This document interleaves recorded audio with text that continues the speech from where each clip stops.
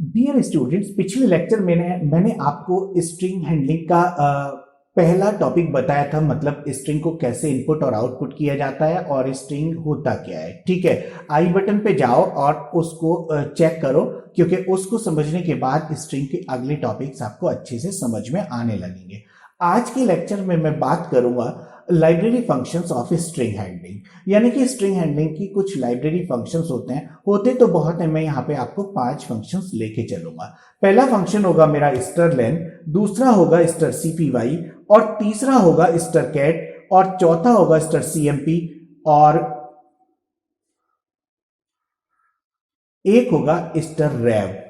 यानी कि मैं 5 फंक्शंस ये आपको बोर्ड पे दिख रहे हैं, ये पांचों के पांचों फंक्शंस मैं आपको आज के लेक्चर में बताने जा रहा हूं।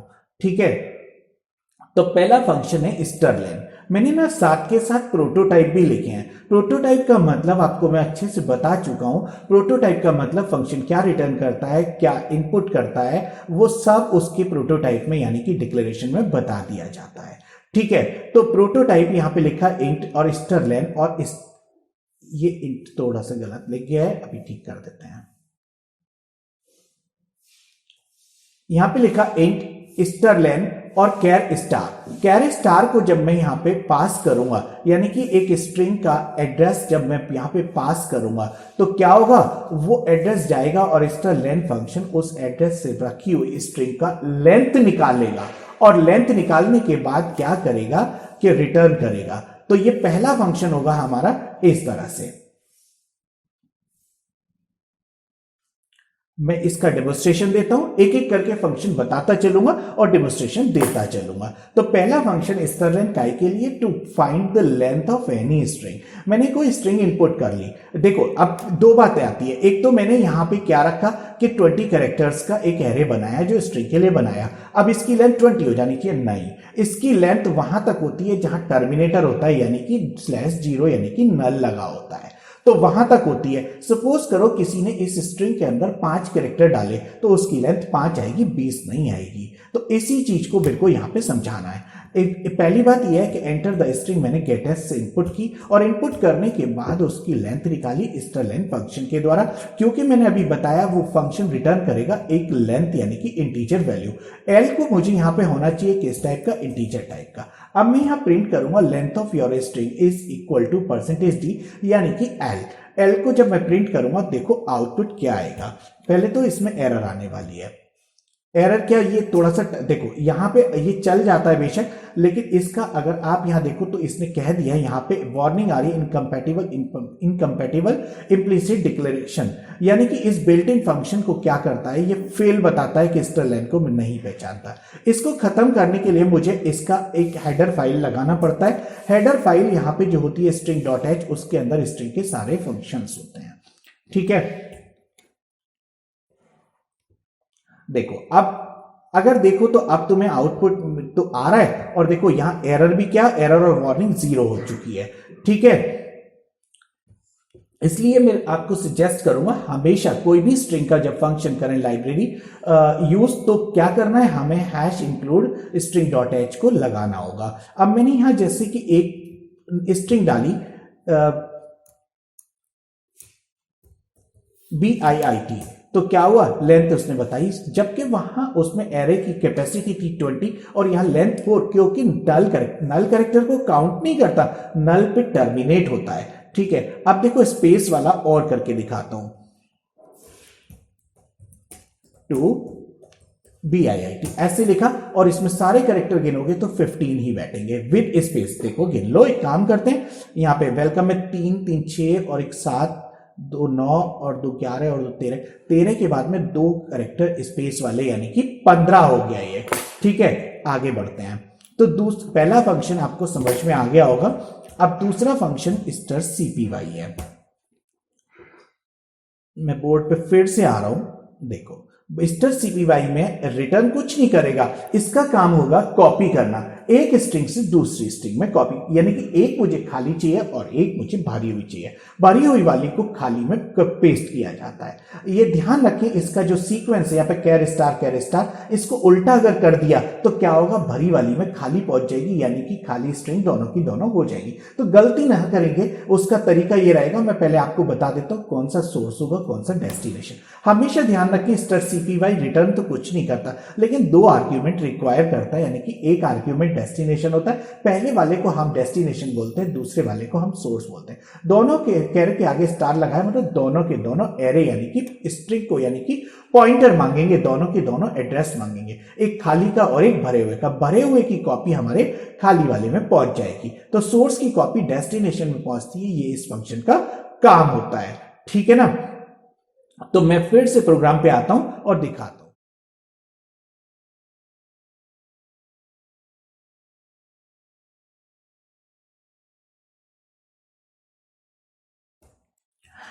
इस प्रोग्राम में मैंने 2 स्ट्रिंग लिए, यानी कि 2 कैरेक्टर के एरे लिए और दोनों को ब्लैंक कर दिया, क्योंकि गार्बेज ले लेता है खाली वाला। जब मैं प्रिंट करूंगा तो उसमें गार्बेज दिखाने लगता है, इसलिए दोनों को मैंने ब्लैंक कर दिया। ब्लैंक करने का तरीका क्या है, डबल कोट्स को खाली छोड़ दो और वो क्या हो जाता है, ब्लैंक हो जाती है स्ट्रिंग, यानी कि ब्लैंक नल से इनिशियलाइज हो गई है, ठीक है।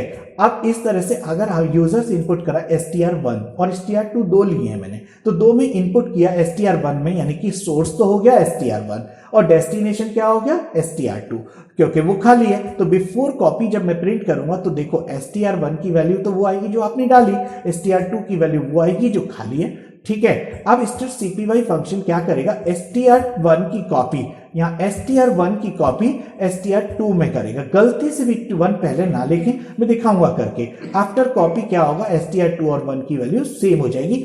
इसका मतलब कैसे कॉपी होती है, ये फंक्शन अपने आप करता है, ये सब ऑटोमेटिक करते हैं। अब मैंने इसको चलाया तो देखो इसमें लिखा BIIT और दूसरे वाले में एक तो खाली आ रही है और आफ्टर कॉपी दोनों की दोनों भरी हुई आ रही है, यानी कि BIT। अब मैं थोड़ा सा चेंज करके दिखाता हूं, मैं आपसे बार बार कह रहा हूं कि गलती ना करें। तो मैं 1 यहां लिख दूं और यहां पे 2 लिख देता हूं, तो देखिए जरा क्या होगा। BIIT, देखो एक में BIT है और दूसरा खाली वाला BIT के ऊपर ओवरराइट हुआ और क्या हुआ, BIT भी खाली हो गया। तो गलती से भी ये काम ना करें कि हम भरी हुई स्ट्रिंग को खाली बना दें, ठीक है। इस तरह से था स्टर कॉपी फंक्शन, ठीक है। अब तीसरा फंक्शन आएगा स्टर कैट। स्टर कैट को मैं आपके सामने बोर्ड पे फिर से ला रहा हूं।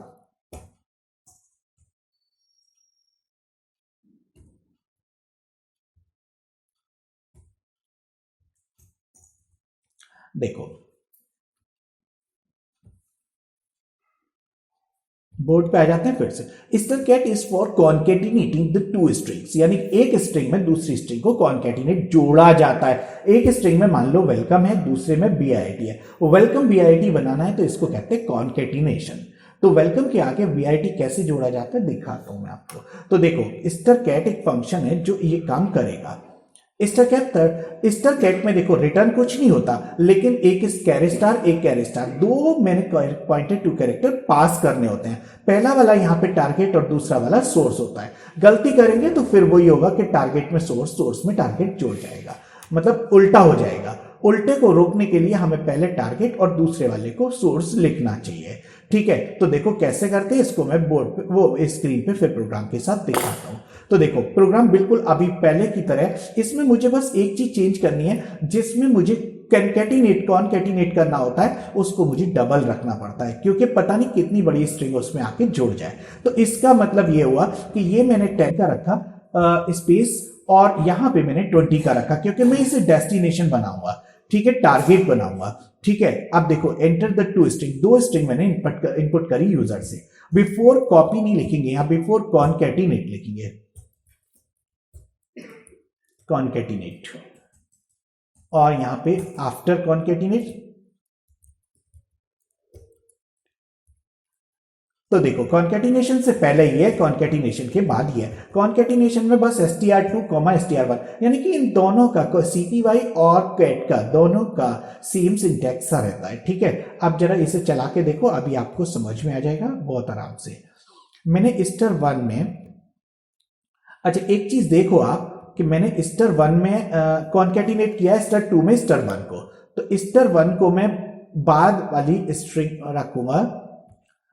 स्टर 1 पहले है तो मैंने यहां लिखा BIIT, ठीक है, और स्टर 1 में लिखा, स्टर 2 में लिखा WELC, वेलकम टू, ठीक है, और एंटर प्रेस कर दिया। देखो वेलकम टू BIT बन गया, स्पेस नहीं आया, स्पेस अगर देता तो स्पेस आता, स्पेस नहीं दिया तो स्पेस नहीं आया, लेकिन कॉन्केटिनेट हो गया कि नहीं हुआ। देखो अगर मैं यहां पे स्पेस देना चाहूं, वहां यूजर को ना पता लगे, तो मैं 2 बार कॉन्केटिनेशन करूंगा। एक स्टर 2 में सबसे पहले डालूंगा स्पेस ऐसे करके, और फिर स्टर 2 स्पेस के साथ जुड़ गया, स्टर 2 में मैंने स्टर 1 डाला, फिर ये पूरा का पूरा वैसे आ गया जैसा आप चाहते हैं। जैसे लिखा BIIT और फिर लिखा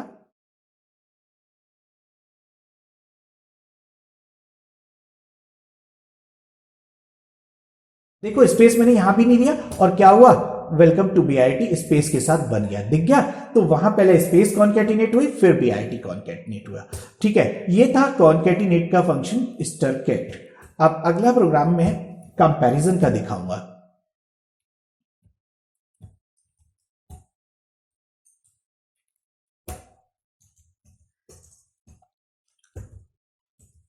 पहले इन लाइनों को मैं बंद करूंगा यहां पे आपको समझाने के लिए कुछ।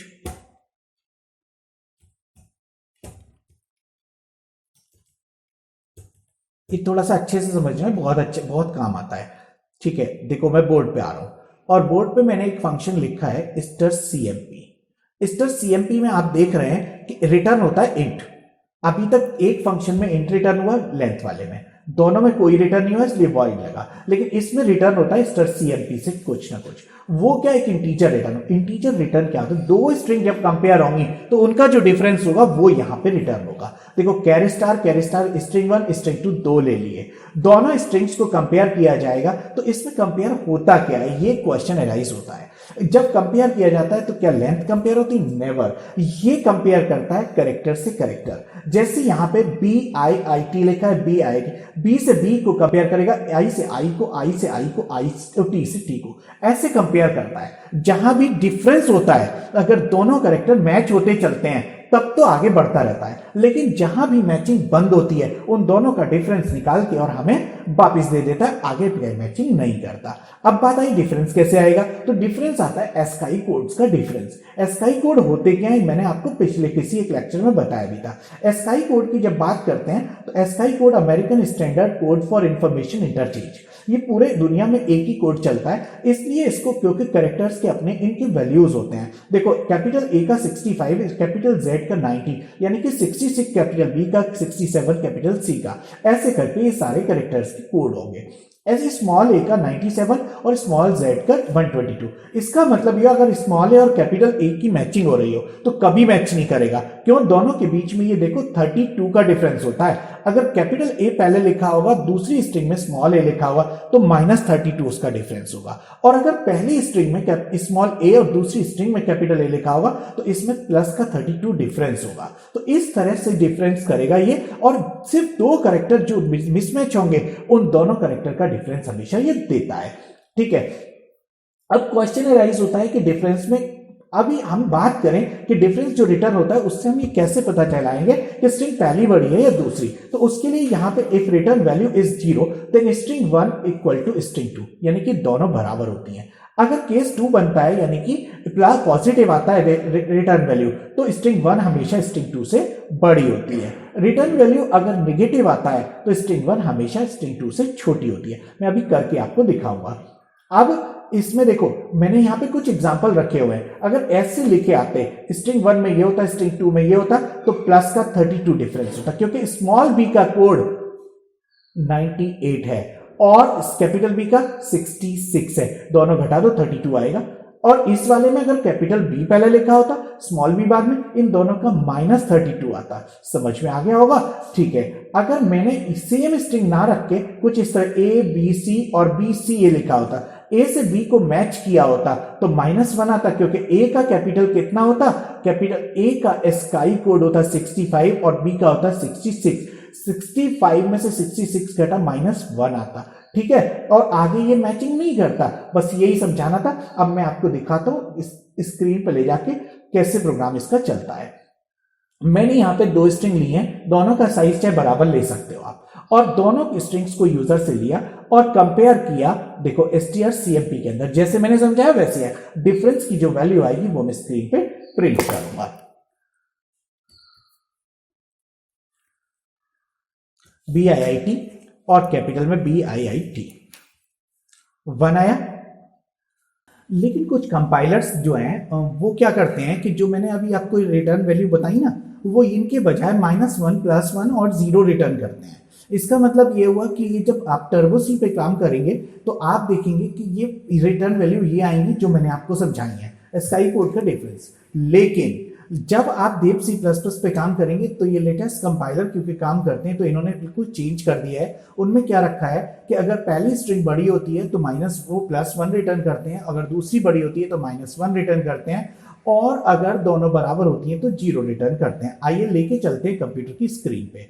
ठीक है, तो देखो इसमें मैंने जब प्रोग्राम को चलाया तो strcmp के अंदर देखो मैंने यहां पे क्या रखा हुआ है, यहां पे दो स्ट्रिंग यूजर से इनपुट करी है और दोनों को कंपेयर किया है। कंपेयर करने के बाद डिफरेंस निकाला है, और डिफरेंस आपको मैं प्रिंट भी करके दिखा रहा हूं। और डिफरेंस में मैंने अभी बंद कर रखा था, एक सेकेंड, इसको पहले बंद ही कर देते हैं और फिर चलाते हैं।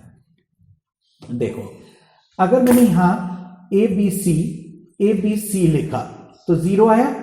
अभी मैंने कैपिटल ABC लिखा और स्मॉल ABC लिखा, देखो -1 आया। क्यों? स्मॉल a बड़ा है और कैपिटल A छोटा है, वो मैंने आपको स्काई कोड से बताया। अच्छा, अगर मैं इसको स्मॉल ABC लिखूं और कैपिटल ABC लिखूं तो देखो +1 आया, इस तरह से। तो इस तरह से डिफरेंट। अब बात आती है कि अगर इनको यूज करके हम प्रोग्राम के एप्लीकेशन में थोड़ा सा बढ़ाएं कि अगर डिफरेंस की वैल्यू 0 या 0 से बड़ी या 0 से मतलब पॉजिटिव या नेगेटिव आती है तो ये आउटपुट किस तरह से देगा। तो देखो बड़े आराम से, बहुत अच्छा लिखा है इसमें।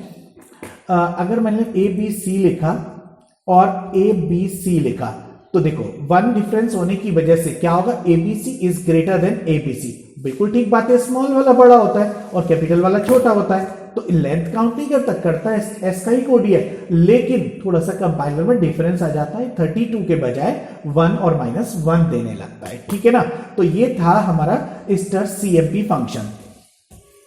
अगले फंक्शन पे आता हूं मैं, strrab। एक फंक्शन और रह गया, बस 2 मिनट में खत्म होता है। ठीक है, इस प्रोग्राम में क्या है कि पहले मैं बोर्ड पे लेके आता हूं strrab। strrab is used for reversing the string, यानी कि जो स्ट्रिंग आप यहां पे पास करेंगे वो रिवर्स होके आपको मिलेगी। इसकी खास बात रहती है उसी स्ट्रिंग को चेंज कर देता है, यानी कि कॉल बाय रेफरेंस की तरह से ही काम करता है। ठीक है, देखो अब मैं लेके आता हूं फिर से यहां पे। इसमें क्या है कि प्रोग्राम बनाया और इसमें एक स्ट्रिंग यूजर से ली, गेटएस के थ्रू str1 में, str1 को strrab में डाला। क्या होगा, strrab खुद उसको रिटर्न उल्टा कर देगा और क्या होगा देखेंगे आप, str1 जो प्रिंट होगा वो उल्टी स्ट्रिंग प्रिंट होगी। देखते हैं,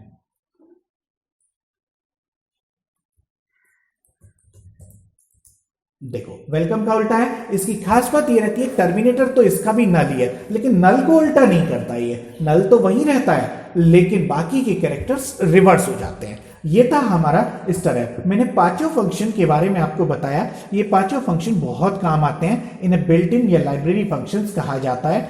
और देखो अब मैं एक असाइनमेंट आपको दे रहा हूं जो आपको करना चाहिए, और मैंने जितना पढ़ाया उसके हिसाब से ये पूरा हो जाएगा। एक्चुअली असाइनमेंट है to input string and check whether it is palindrome or not. Whether it is palindrome or not मतलब उल्टा सीधा एक समान। ये मैंने नंबर्स के साथ भी दिखाया था आपको, आज स्ट्रिंग्स के साथ बोल रहा हूं, लेकिन आप खुद बनाएंगे। हिंट देता हूं मैं आपको बनाना खुद। सबसे पहले एक काम करना कि स्ट्रिंग को इनपुट करना और उसे उल्टा करके मैच करना ओरिजिनल से। तो कैसे मैच करोगे, ओरिजिनल तो आप पे बचेगी नहीं क्योंकि strrab क्या करेगा, उसे उल्टा कर देगा। तो एक काम करेंगे, एक ओरिजिनल स्ट्रिंग एक कॉपी करके अलग से स्टोर कर लेंगे। यानी कि पहला फंक्शन यूज करना strcpy, एक की कॉपी बनाना दूसरे में, इसको रख देना सेव करके। इसके बाद क्या करना, इसको कर देना उल्टा, यानी कि जो आती है स्ट्रिंग उसको स्टार रैप से उल्टा कर देना। फिर कंपेयर करना स्टार रैप से आई हुई स्ट्रिंग को और एक ओरिजिनल कॉपी करी हुई को। दोनों को जब आप कंपेयर करेंगे, अगर डिफरेंस 0 आ जाता है तो पैलिंड्रोम है, नहीं तो नॉन पैलिंड्रोम है।